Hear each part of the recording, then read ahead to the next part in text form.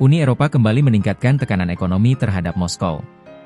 Pada Kamis, 23 Oktober 2025, Uni Eropa secara resmi mengadopsi paket sanksi ke-19 terhadap Rusia. Paket terbaru ini bukan sekadar tambahan, tetapi menjatuhkan bom ekonomi dengan menargetkan salah satu sumber pendapatan utama Kremlin, gas alam cair, atau LNG. Keputusan ini diambil setelah 27 negara anggota mencapai konsensus, sebuah langkah signifikan setelah Slovakia mencabut keberatannya. Larangan impor LNG ini memiliki tenggat waktu yang jelas, penghentian total pada 1 Januari 2027, mempercepat rencana Uni Eropa setahun lebih awal dari target semula. Selain LNG, sanksi ini juga menyasar bank-bank Rusia, bursa kripto, dan yang paling menarik, entitas di India dan Tiongkok yang membantu Moskow menghindari sanksi. Apa saja detail langkah-langkah baru ini? Dan bagaimana Uni Eropa membatasi pergerakan diplomat Rusia untuk menghambat aktivitas intelijen? Dalam 20 menit ke depan, kita akan bedah paket sanksi ke-19 yang bertujuan membuat Putin makin miskin ini.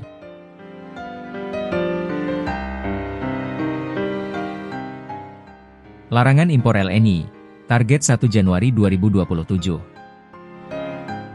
Fokus utama dari paket sanksi ke-19 adalah larangan impor gas alam cair, LNG, Rusia. Ini adalah langkah terberat di sektor energi sejak larangan minyak dan gas pipa. Menteri Luar Negeri Denmark, Lars Løkke Rasmussen, menyebut keputusan ini sebagai langkah penting menuju penghentian total ketergantungan energi Uni Eropa terhadap Rusia. Larangan impor LNG Rusia akan diberlakukan dalam 2 tahap. Kontrak jangka pendek, penghentian akan berlaku dalam waktu 6 bulan ke depan.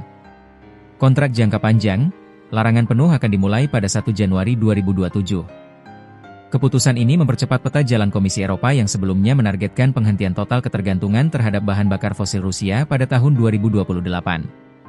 Percepatan 1 tahun ini menunjukkan adanya urgensi politik di antara negara-negara anggota.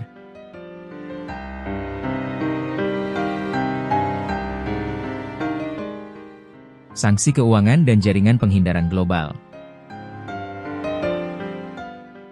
Presidensi bergilir Uni Eropa dari Denmark menekankan bahwa paket sanksi ini signifikan karena menargetkan sumber pendapatan utama Rusia melalui langkah-langkah baru di sektor energi, keuangan, dan perdagangan.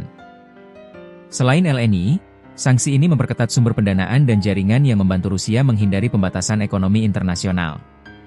Kepala Kebijakan Luar Negeri Uni Eropa, Kaja Kallas, mengonfirmasi via platform X bahwa sanksi ini menyasar bank-bank Rusia, bursa kripto, entitas di India dan Tiongkok yang diduga membantu Moskow menghindari sanksi. Ini menandai upaya baru Uni Eropa untuk menekan pihak ketiga di luar wilayahnya yang memfasilitasi mesin perang Rusia. Dengan menyasar India dan Tiongkok, Uni Eropa mengirimkan pesan bahwa kepatuhan terhadap sanksi adalah isu global.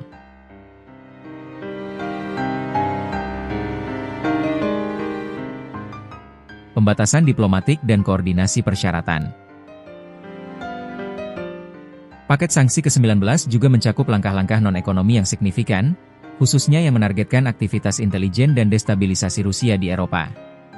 Uni Eropa memberlakukan pembatasan pergerakan diplomatik Rusia di dalam wilayahnya. Diplomat Rusia kini hanya akan diizinkan melakukan perjalanan dalam radius tertentu dari lokasi kerja resminya.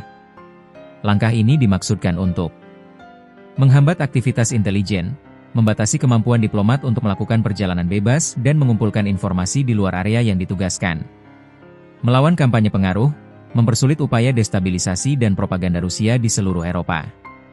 Kaja Kallas menekankan bahwa langkah ini membuat semakin sulit bagi Putin untuk mendanai perang ini dan menjalankan operasi intelijen di wilayah Uni Eropa.